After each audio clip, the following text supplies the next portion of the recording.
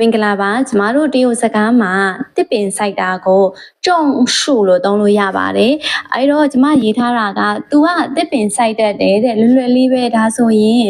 ထားတခုခုလောက်တတ်တယ်ဆိုတော့ဝှေ့ကိုသုံးလိုက်မယ်နော်ထားဝှေ့ကြုံရှု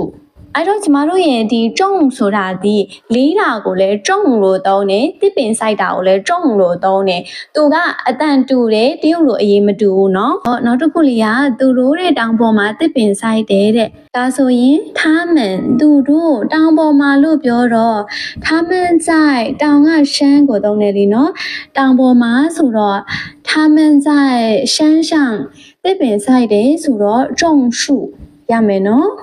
နောက်တစ်ခုလေးကဒါတွေရတဲ့ငါကိုယ်တိုင်စိုက်ထားတာတဲ့ဒါဆိုရင်ဒါတွေလို့ပြောတော့ကျမတို့ကြည့်ရှဲလေနော်ကြည့်ရှဲရှိဒါတွေကဖြစ်တယ်我ငါကိုယ်တိုင်စိုက်ထားတာဆိုတော့我自己种的ရမယ်နော်ဒါဆိုရင်ဒါတွေကငါကိုယ်တိုင်စိုက်ထားတာဖြစ်ပါတယ်